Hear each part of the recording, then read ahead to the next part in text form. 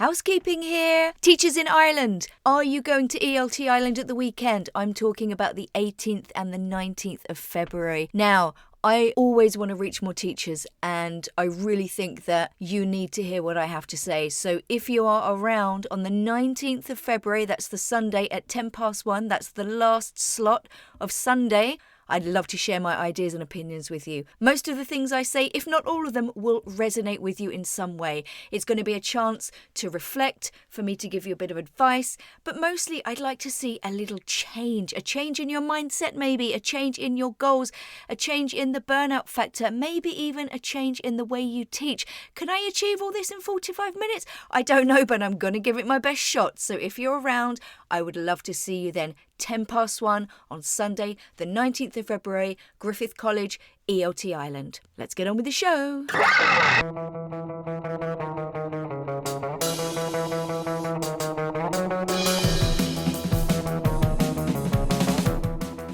Welcome to Everything EFL.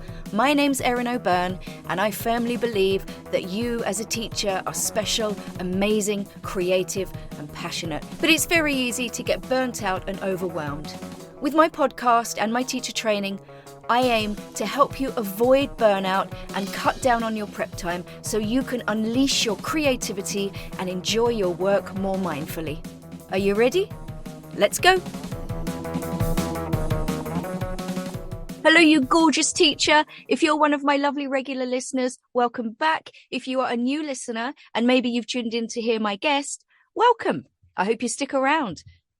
So let's talk about my guest today. By day, she's the director of a teacher training online global platform. And by night, she is the podcaster behind TESOL Pop, the mini podcast for busy teachers. So not only is she a fellow podcaster, she's a fellow female podcaster. So I am delighted to introduce Laura Wilkes. Laura, how are you doing today? Welcome. I'm doing great. Thanks so much for having me on the show. It's a pleasure to be here. Oh, it's a pleasure to have you. So why don't you just introduce yourself to anybody who doesn't know you? Yeah, so like you said, I think your introduction was absolutely spot on. I've been teaching and training and managing for the last, do I say how long I've been doing it for? Maybe I'll leave that bit out. But for quite a while across different places in China, and now I'm based in Switzerland. So I specialize in asynchronous learning in particular, in training teachers who work remotely to teach online or even teach face-to-face in some cases. And like you say, I also am the face behind the TESOL Pop podcast, where we talk about an array of topics in 15 minutes or less. So something that you can fit into your coffee break, because as you know, teaching is often and training is such a busy profession. So that's the whole idea behind the podcast, just to kind of fit something in and to inspire you with some ideas to try out for the week. Fabulous, bite-sized. That's why I love podcasts, because you can just listen to them whenever, you're doing the cleaning or the ironing or you're walking to work or whatever. They're perfect for that. Let's just rewind a little bit before I ask you your first question. You mentioned asynchronous learning. Can you just tell everyone what that is? Because I think that term does cause a bit of confusion. It does, doesn't it? And it sounds quite complicated, but in fact, it's not. Asynchronous can be as simple as going away, reading something, and then coming to the class, which is a synchronous live time. Let's call it that session. In an online environment, I think a lot of us by now probably experience a self-paced online course that's asynchronous. So it's something you can pick up and put down and study ideally at your own pace. Maybe there is a deadline, such as like you have a week or two to complete it. But the thinking behind it is that you can go at your own pace. And I find that a wonderful thing about asynchronous. And as we are engaging more in really great media, like podcasts, like videos, you can really begin to see some absolutely excellent examples of asynchronous learning out there. Lovely. That definitely makes it a lot clearer for me anyway. So we're here today to talk about technology, not my strong point, but what in your view comes under the umbrella of technology when we talk about it in EFL? It's funny you say that though, because you say it's not your strong point and yet you're using it to create the platforms such as this one for today's podcast. So I think it is your strong point, Erin, actually. And I think a lot of people may initially have that reaction because, oh gosh, technology, ed tech, oh my goodness, it sounds awfully scary, doesn't it? But essentially technology is hardware, such as today we're using a microphone and a laptop to record this episode, and software. So we're using a platform in which to capture this recording. And it can also be the digital products that come out of that too. So the podcast. And when we talk about ed tech, which some people may have heard of, education technology or edutech, as it's also sometimes referred to, it's kind of combining those elements with pedagogy, like theory of teaching or andragogy, theory of teaching adults, to make learning and teaching happen in whatever space you're teaching in, whether it's online or face to face. Great. I love your answers. They're so sort of just to the point and concise and clear.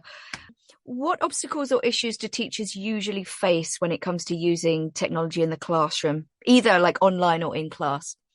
I've got quite a few bits here, and I think it's not just limited to this list I'm going to read out. So I think it'd be really interesting to hear what your listeners have to say about this, and to encourage them to comment on this episode and what they perceive to be some of the obstacles. So from my experience, I think initially it can be the feeling that maybe you don't have enough technology at your fingertips for your teaching context. You may feel like, oh, I'm actually a bit behind with what I have access to. Or maybe I'm somehow limited and my learners are limited because I don't have a high-tech classroom.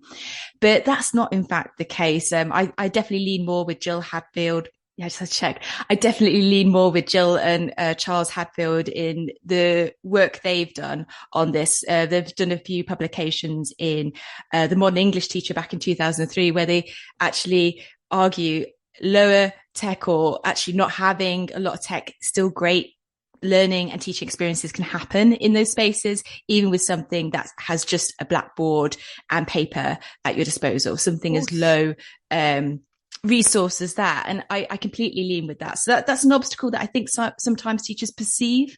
Oh, I don't have the latest tech, therefore I'm not providing the greatest learning experience. That's certainly not the case. We can do marvelous things with very limited resources.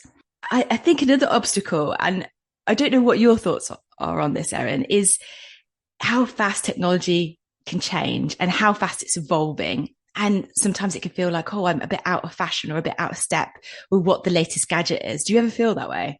Yeah, I think an issue that I've certainly had, and I imagine a lot of teachers had, especially of a particular age as well. I think it's very easy to get overwhelmed with what's out there, because you hear people going, I'm using Padlet, I'm using Quizlet, I'm using Nearpod, I'm using this. And you see other teachers using it, and then you start thinking to yourself, well, should I be using this? Like, and then of course there's the time as well, isn't it? Like, it takes time to get to know these things, and we don't have a lot of time. And especially if you're in mainstream education, a lot of teachers don't have a second to think about this kind of thing. Yet they're teaching young learners who, you know, are just surrounded with technology all the time. So maybe they think they should be using more. Yeah, again, it's coming back to that kind of pressure that we put on ourselves, isn't it? And I think that can also present a bit of a mind block in engaging in using technology, or thinking about how you can adapt the technology that your learners have access to, and potentially harness that for either learning that happens in the classroom or afterwards, maybe at home, and like tapping into that. So yeah, I can completely agree. I've been in that position as well. And comparison is never helpful, is it? Where we think, oh, we're not doing enough. I think it's good to always take stock of what we are doing, and then look at where there's opportunities where we could try and just experiment, with what we're doing, and also encourage our learners to experiment too. Should we, I think you've kind of answered my next question, is should we include technology? And I suppose it really depends, doesn't it, on your abilities and everything. But do you think teachers should embrace technology to a degree because of what I said before about, because it is a part of our students' lives? I think so. That I'm of the stance that we should, because learners need to be set up for success outside of the classroom. And I think by integrating technologies, obviously not overwhelming them, and making sensible choices about what you do use, so it does obviously bring value. But I think obviously integrating technology and helping build learners' digital literacy skills for learning, not for socializing on Instagram or Facebook or whatever the social platform they're using, but actually for learning, is going to help set them up with the success to be a lifelong learner. So I think you're really going to help them. Else otherwise you may have a group of learners who leave your class or leave your course feeling that they're not tech savvy and therefore don't engage in further learning opportunities, whether it's at work or in their further studies, where there is technology present in that space, in that learning space. Mm. And then kind of on the flip side of that, you may well find that your students know more than you or can figure things out faster than you. Great. And maybe that's a task you can give them. Exactly. I'm a big fan of, facilitating less work for myself and more work for the students. I think there's a fine line as well between like using technology and relying on it. I remember observing a teacher once, and she had a nice activity set up. I can't even remember whether it was Kahoot or something, and the Wi-Fi didn't work and it failed, and she panicked and she didn't have a plan B. So I think maybe a little rule, if you are going to use it, is maybe you need to have a plan B as well. Always. And it's not just apps failing or internet failing. I've been in Inner Mongolia teaching teachers there, and I was working in the school. I had a whole room of teachers who come from the district for the training, and the whole electricity in the building cut out. So we just had to improvise. Unfortunately, I did have a bit of panic as I turned around and looked at the blackboard and wrote my name, had a few seconds. And I think it's okay to let yourself have that. And then just turn around and just realize like, hey, I've got a group of adults here with me, or you may be working with young learners. They've got good ideas. They've got games and things that they can play. Lean into that. It's fine. It's absolutely fine. The electricity came up on later on the day, but it didn't really matter by that point. We were having too much fun. Okay, I have to ask, give us an interesting fact about Inner Mongolia. Oh gosh, what can I say about it? An interesting fact. I can only give you like more of a subjective thing. I'm not very good with my facts and geography and stuff. So maybe a more subjective one would be it's incredibly hospitable. I was absolutely blown away by how friendly people are and how they just constantly want to feed you and give you drinks. I've never been so full, like for several days in a row while I was working there on this project, and just, I was fed so well. And the food was absolutely incredible. Wow, that sounds like my kind of country. You wouldn't want to leave. It's great. Oh, amazing. Okay. So is there anything else teachers should consider when they're selecting different types of technology for their class? One thing I'm certainly quite conscious of, based on the learners I know, well, think about the learners and what their needs are, and also accessibility of it. Do you have a learner who may have a hearing or sight impairment? Is it going to be accessible for them? Because you want to include technologies in your classroom that are inclusive and not exclusive. So I think that's something to really think at the start. And going back to the beginning, take stock of what you already have. What does it do? What doesn't it do so well? Where are there some opportunities or maybe challenges? With technology, it's not just about the learning and the teaching part, but also as teachers, we have a lot of administration to do. Maybe there's a technology that's going to help you take the register a bit easier, or maybe get through some of that marking rather than you having to take it home or do it over the holidays or weekends. And maybe there's a technology that can help you there. So maybe take some time to really audit what you currently have and what you would most need help with, and see if there's a tech solution for that. Yes. And if something that's currently you're using that isn't working, don't be afraid to change that. Sometimes you can get a bit attached to. I say that I do have technologies I am very attached to, but it's okay to maybe break the bond with that to try something else, I think a lot of teachers are quite like sort of stuck to Kahoot, it seems. Anytime you say technology, they go Kahoot. And fair enough, fair enough. Yeah, just going back to your point about things that help you write, I'm going to give a little bonus activity while we're here. So I like to use Padlet, which is basically, if you don't know what it is, it's kind of like just a shared space, like a wall, and you can create little text boxes and students can write. And instead of, like, let's say you're doing a writing task, and you've got 25 students in your class, put them in groups of 3 and they can write together all on Padlet. And then you could have a peer correction stage if you wanted. But I mean, having I don't know what 3's into 25 is, 7 and a bit. You'll have you'll have 7 assignments or essays to correct instead of 25. You're welcome. I love how that you just like drop that little nugget in there. Padlet's one of my favorites too, actually. That's one that I have a really strong bond with. I don't want to let it go because they've been evolving and updating it, and it's brilliant. It's so adaptable for lots of different like writing or projects. It's brilliant. Okay. So let's talk about your top 5 tech tools for teaching. I'm assuming one of them is Padlet. Yeah, exactly. You beat me to it. I was going to say Padlet because it's so great for both. We mentioned synchronous and asynchronous, right? So live classrooms, you can use share screen, or maybe you're in a classroom, you can use that. You can upload videos, visuals, documents. I'm sure it can do a lot more. I've not been using it as much lately, but they're constantly evolving and updating it, which I really appreciate about the team behind Padlet. They've got a real close sense with the user, which is the teachers and learners. And you can see things develop from like, they have like a world map as one of the backgrounds, which is great for pinning things, isn't it? Yeah, and timeline. They've got and a mind map thing they've got where you can like that's one I've not tried. Yeah, you can put the text boxes on, but then you can click on the little 3 buttons and press connect, and you can connect the boxes, which is pretty Fabulous. Cool. Aren't they great? I really love the fact that they obviously listen and they build that into the technology, and that's a great sign of an ed tech team behind it. So that's definitely one of my favorites. So, and also, isn't it still free to have like up to 3 Padlet boards? And that's also something to consider. I should have mentioned earlier is the cost. You know, are you going to get your return on investment? And I think when you can try something out for free, then why not give it a go and see how your learners respond and see if it's then therefore worth investing in. I have the free version, and because I kind of change classes quite frequently, I can just like delete everything and then use it again, which is quite handy. Yeah, that works, doesn't it? Okay, what about number 2? So one that maybe listeners may have heard of, I'm not sure, I'd love to know if they have, is called Storybird.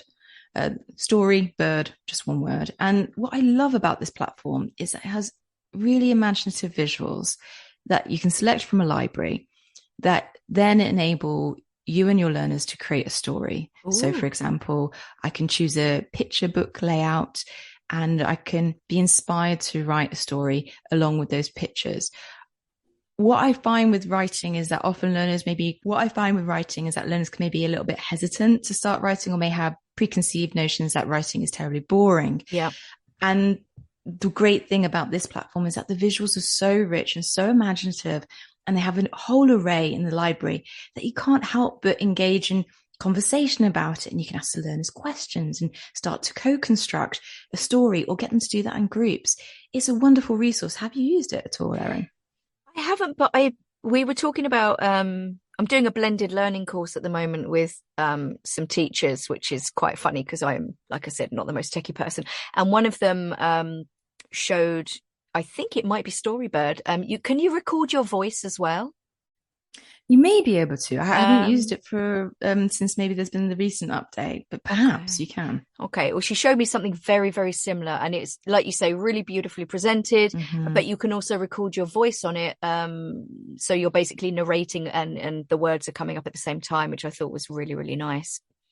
Yeah, how lovely! And I just think there's such a important space to create in a classroom for that imagination. Yes, and just the joy of storytelling. It's so powerful. Yeah, I'm all for tapping into students' creativity. I think that I've got this little theory that I do believe that like creativity is one of the keys to happiness, and any way you can promote it and use it yourself or with your students, I think you should take that opportunity. Definitely. Yeah. And I think you're absolutely right about students' attitude to writing. I think there's fear around it. I think there's hesitation around it. And the good thing about this, of course, is that it's a fantastic collaborative exercise as well. If they choose to work alone or together, they can collaborate. Task-based learning. 100%. It's nice that learners have something to show at the end of something, of working together, and you can print it out or display it somewhere, and they have this product that they've created that they can take pride in, which I think is fantastic. Yeah, I think that's a really nice point, actually, having a product rather than just sort of always having Writing for the conversation. sake of writing. Yeah. Nothing worse. And it's boring to correct as well. Whereas this, I can imagine it's amazing to see what your students have done. Lovely. Okay. What about your next one? So I've got three more to share. And another one is one that I feel very bound to, but I feel like I can still justify it. And there are others out there, but my favorite flashcard generator is Quizlet. Will you provide like the links to these, or should I spell them out? No, Oh, I'll thanks. provide the links. No worries. Super. So one of my other favorites is Quizlet. And Quizlet is great because with the free version, you can obviously select from an existing library of visuals to create your own flashcards. But what I like to do, I do pay for the version so I can create really highly personalized flashcards. And for when I was teaching in Hong Kong, for example, that was really important for me to kind of find examples of restaurants and food that were specific and relatable to my learners. So I really enjoy the fact that I can, go out and take my own photos and use those to create really personalized flashcards rather than it being like, okay, we're studying English and the theory and the whole setting is London, and none of the students want to go to London, nor have they been, and they don't like British food. Who can blame them? You know what I mean? Like, it's just, that's a little bit of a dig of my own. Listen, there's nothing wrong with a chip butty, mate. Nothing wrong with a chip butty or a crisp sandwich. Food of the gods. Isn't it? There's a wonderful thing, isn't there, where you can create really personalized materials and do so really quickly. And the flashcards can be shared and used in the classroom. You can then share them with the learners. They can review them. You've got that lovely flip option where the word's on the other side, and they can also listen to the word as well, so they can practice hearing and then practicing the pronunciation themselves at home or in the class. And there's little games as well. They gamify it, so you can do like a little matching activity either in class or afterwards. I really think it's what I do with physical flashcards, but made better using technology. And that's really what I look for with a technology that I bring into the classroom. Can it do what I do, but do it better? And it absolutely does. I think the function of the games and the activities is super important. Otherwise, I don't think students would be that interested in it. I think because like I'm a massive fan of making my own vocabulary cards. Haven't quite moved on to Quizlet yet.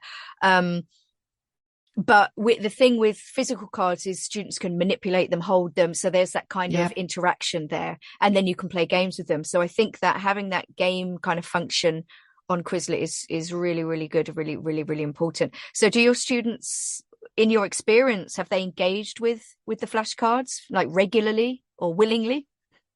Yeah, usually what I do is I think it's really important to kind of demonstrate how you use them. So I use them in the classroom to present language, for example, or review concepts.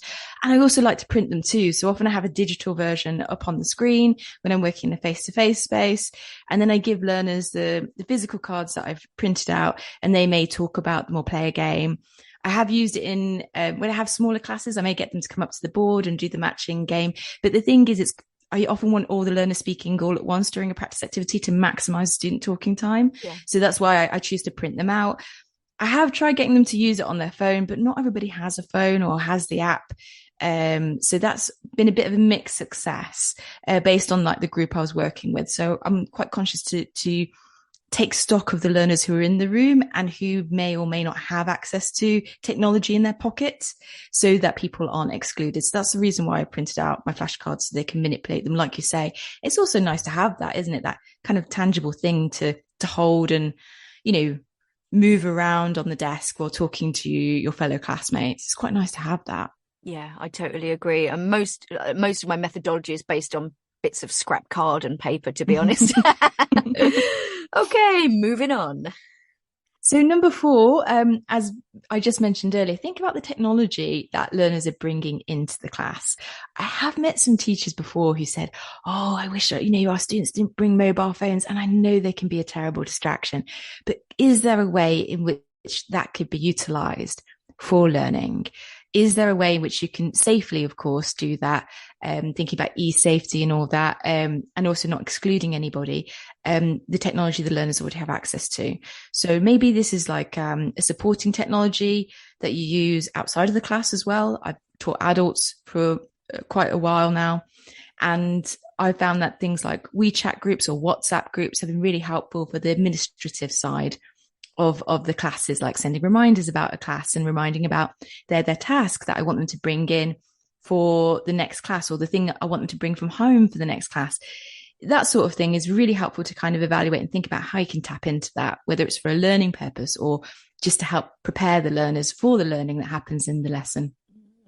I usually encourage my groups, they're adults, but I usually encourage them to create a WhatsApp group so they can keep in touch with each other. There's also, do you know a book by Nikki Hockley called Going Mobile? Yes, yeah. Yeah, I love that. There's got some really nice activities in it. But yeah, you can use mobiles. It is tough. It's a tough one. Like we talked about it this week with my trainee teachers, and it's one of the biggest like bugbears students with their mobiles. But maybe you can do a bit of a trade-off with them. We're going to play a game with your mobile, and then you're going to put it in your bag for the next 20 minutes.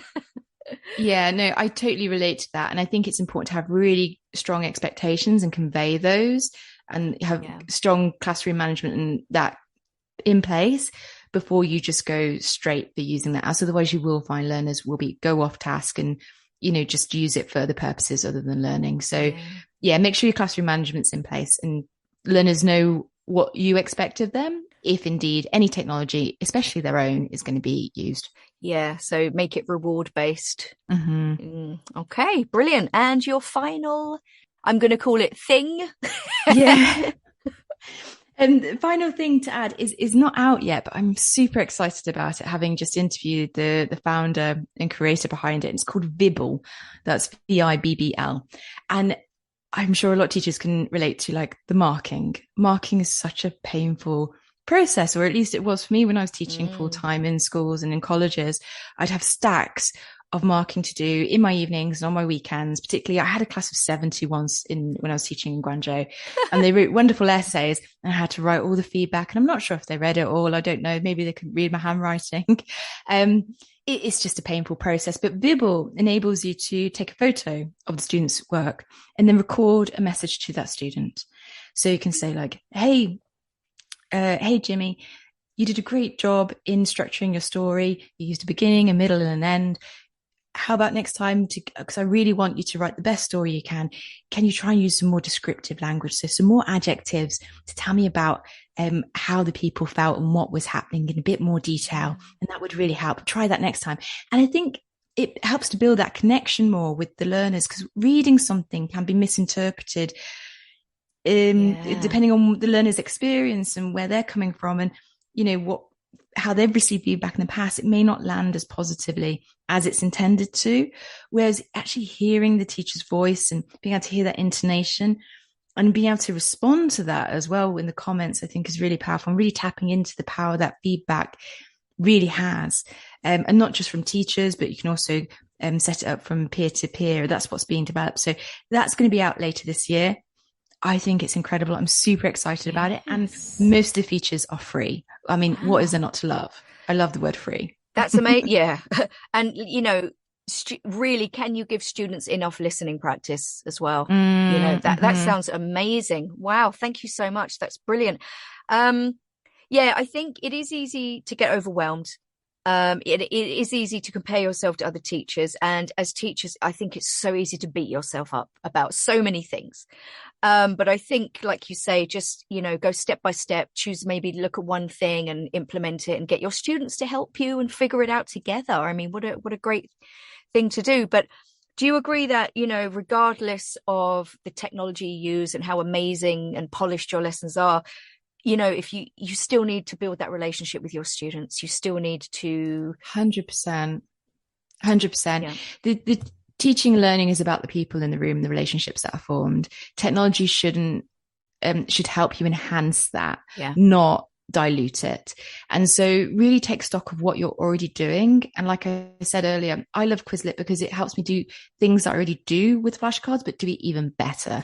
Yeah. So really find technologies that work for you and your learners, of course, that help you achieve those things and build those relationships and make greater learning experiences happen and not detract from that. Yeah. And I think if you don't have the best relationship with your class, I wouldn't spend too much time looking at technology and going, hey, let's try this, because they're still going to mess around or not respond to it as you would like, I think. Yeah, I think, like you said, making sure you have the foundations in place is really important. And seriously, the best classes don't have to be, I shouldn't say this, but when I was teacher training, I was observing a lot of different classes. I've seen classes that have been high tech and low tech. And honestly, there's, like I said at the beginning, there's no difference really between a really high tech class and a low tech class. Great learning experiences can happen in either. Yeah. So really thinking about what you and your learners need and starting from that question first, and then seeing what technology can do to help you, not hinder. Yeah, brilliant. Thank you. Wow, what an episode. So much good advice there. So where can people find you, Laura? People can find me at TESOL Pop. We're on Instagram. That's TESOL. I know there's lots of acronyms in our industry. So TESOL Pop, Pop being for the short 15-minute episodes. You can find the podcast on most podcast platforms. So just search it, or you can even just go to the website, tesolpop.com, and all the episodes are there as well. Thank you. I'll include all of those links in the show notes, and also anything that you've mentioned. All those links will be in the show notes too. And if you haven't listened to TESOL Pop, guys, it's fabulous. I recommend you listen to it. Laura Wilkes, thank you so much for your time. Thank you, Erin. It's been an absolute pleasure talking to you. And you have to come back on TESOL Pop again when you have time. Definitely. And maybe we could do an episode all about Padlet or something, seeing as it's your favourite. Yeah, no, I think that'd be great. Or maybe even an IG Live if you feel like doing something like that. Oh, yes. How exciting. You heard it here first, kids. All right, guys. This has been quite a long one, but I think it's been totally worth it. So as always, guys, have a lovely, peaceful week. If you have any comments or questions about this episode, shoot me a DM or comment under the episode art on any of my social medias, and share the love. Bye.